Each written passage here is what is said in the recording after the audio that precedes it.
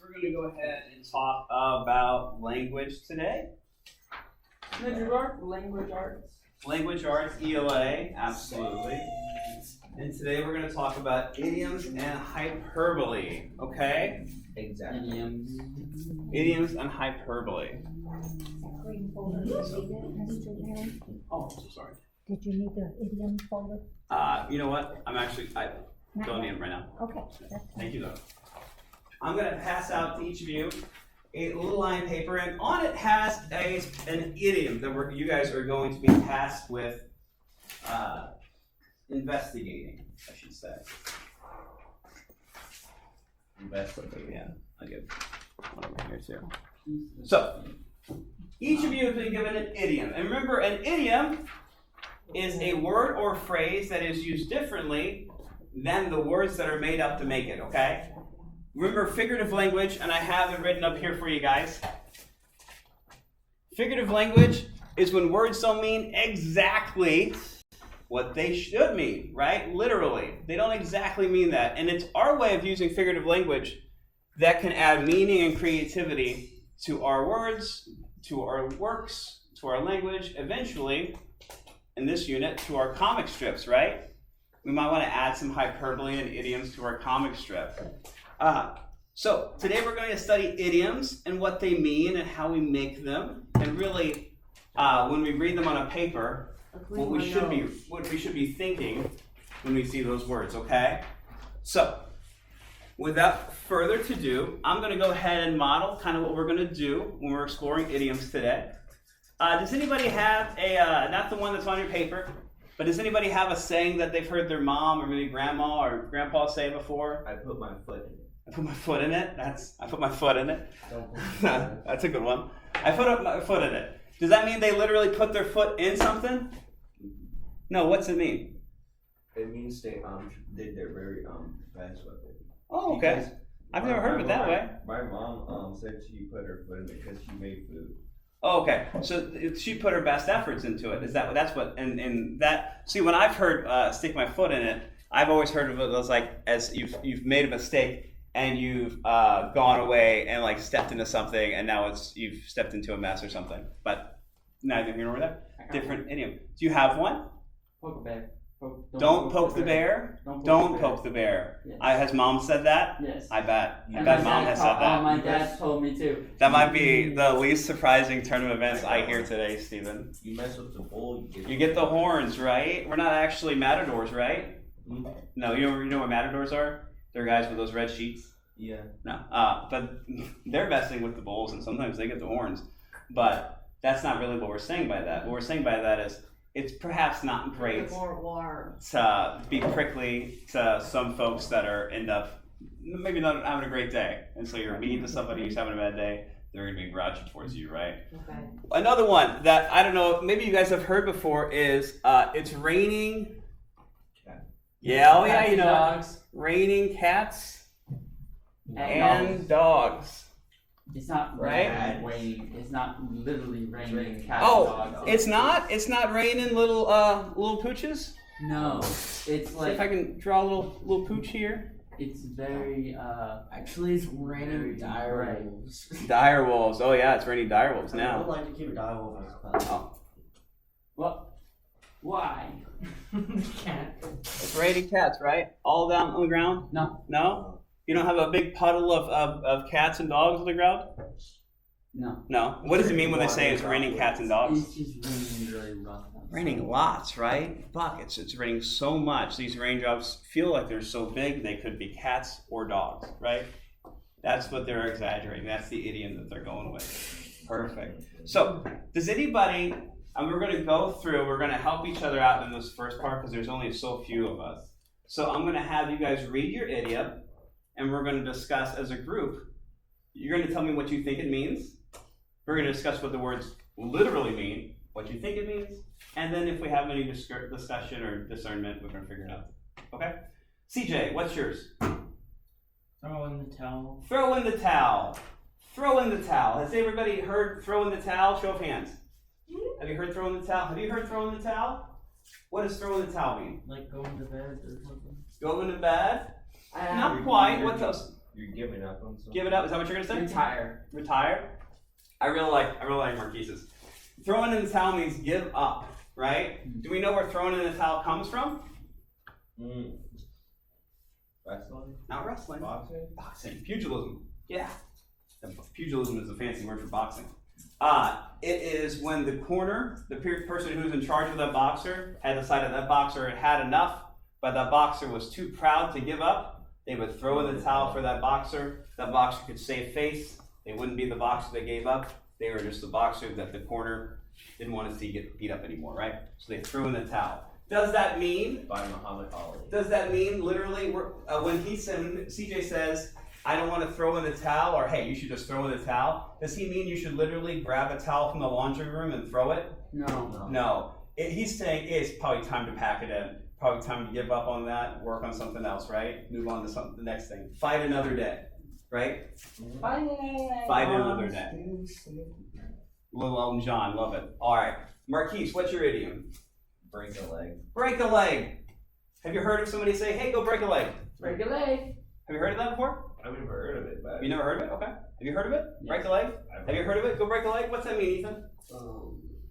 Good luck. What's that mean? go try. Go try. Good luck. What's that? No. Good luck. Go try your best out there and make good things happen to you. Go break a leg. Yeah, but you know how sometimes people Yeah. that's sometimes people They say go break a leg. They do. In fact, yeah, like that's the go-to thing when you're having a person putting on a play or something and they're going to go on stage. Hey, go break a leg out there on stage, right? For the life of me, and I have a degree in words, Ethan, I could not tell you what break a leg comes from. I don't know how we're derived from it, but that's what it means. It means try your best out there and good things will happen, right? Go break a leg. Do your best. Why not? Money doesn't roll. So, but if I was drawing what the literal meaning of break a leg was, what would that be? a leg being broken. A leg being broken, right? That's what literal means, right? So what would figurative meaning of break a leg mean? Try your best out there. Go try your best out there, right? Exactly. But the literal meaning is, figurative meaning is, go try, right? All right. And we've got yours, right? Steven, what's yours? Piece of cake. Piece of cake. Simple. Boy, that was a piece of cake. Have you heard of that before? Yes. Okay, what's it mean? Glasses easy were as can it's be. easy. Easy? Easy Perfect. as can be. What is a literal meaning of a piece of cake? Yeah, piece It's of an cake. actual piece. Piece of cake, right? Yeah. So, the literal meaning is piece of cake, but the figurative meaning is Easy. easy. Love it. Good job. Allie, what's yours? Easy as can be. Good. Allie, what's yours? Right here, friend. Mine's the same thing. What's this one? No, it's almost the same. Hit the sack. Hit the sack. Hit the sack. Has anybody heard of hit the sack before? It's like you're getting ready to take a nap or something. Getting ready to go to bed? I think it's time to hit the sack. I'm tired. I'm ready to go to sleep. Hit the hay? I've heard of hit the hay before. Same kind of concept, right? Hit the sack, we're going to bed, right? Right? Have you heard hit the sack, going to bed? What's the literal meaning of hitting a sack? Oh, Allie, what's the literal meaning of hit the sack? Hit the sack on egg. That's the figurative meaning, right? So what would the literal meaning, if I wasn't speaking figuratively, if I was speaking like what the words mean, what would that be? It's really confusing because I know these are two different concepts, but the literal meaning of hit the sack would be like if somebody was like punching a sack, right? That'd be strange. But we know that's not what the case is when we read it on the paper. When we read on paper, somebody says, hey, I think it's time to go hit the sack. We know that it's because they're tired and they need to go to sleep, right? Right, Allie? Right? Yeah. Does everybody know what their idiom means? Mm-hmm. Figuratively and literally? Mhm. All right. And Joe, I know Joe's Break the ice. break the ice. Has anybody heard of break the ice? Break the ice? We've all played the game Don't Break the Ice, right? Yes. Yeah. Break the ice. I've heard on thin ice. On thin ice? Not quite the same thing. Break the ice. Icebreaker. Has anybody heard of an icebreaker? What is an icebreaker? Like a kind of pickaxe. Thank you. Okay. Icebreaker, figuratively, is a question or something to get to know somebody, okay? Breaking the ice is a way of introducing yourself. In fact, that's what the figurative definition of breaking the ice is introducing yourself to someone. You're breaking the ice. You're breaking open that relationship that is frozen because you haven't had any relationship before. You're breaking that. So that's what breaking the ice figuratively means. What's it literally mean? Breaking ice. Yeah, it means I'm like, maybe there's ice on the ground and it's broken now. I'm breaking it, right? So that's what literal meaning means. Literal is what the words mean on paper. Figurative is what they're conveying in us when we read them and we think about what they're meaning with those words, okay? Good? Yeah. All right.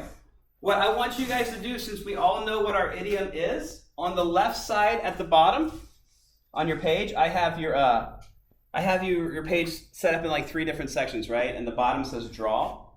Yeah. Okay. On the left side, over here, you're going to draw me the literal meaning. I didn't say mine. Ethan, thank you for letting me know that. And on the other side, you're going to be drawing the figurative meaning. Ethan, what is yours? Cry over spoiled milk. Cry over spilled milk. Is that just spoiled? It's supposed to be spilled. It is spilled. Spilled. I put spilled. I don't think it's spilled. That's tough. That's one of those weird words that I just have a blind spot for. Don't cry over spilled milk. Has anybody ever told you that? Nobody's ever told you that? Has anybody ever heard don't cry over spilled milk? I have. What does that mean? Don't do not Don't throw a fit over little things, right? It literally, like, we don't want to cry over a milk spill, right? But we also don't want to get worked up over small things, right? So if they're little obstacles, we can get past those real fast, right? That's what don't cry over spilled milk means. So like when you make a mistake when you're younger, like if you like literally would spill something, your first instinct would be to think you're going to get in trouble, and so you would be to cry. And that's where that's going to derive from, okay? All right, so what are we doing now? We are drawing on one side, we're drawing the literal meaning, like what the words mean on paper. So for my friend Allie, when she has hit the sack, on this side, you're going to draw somebody hitting a sack, okay? And on this side, you might draw somebody going to bed, okay?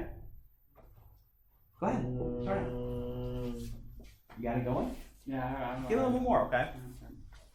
You feel like drawing a picture? Yeah.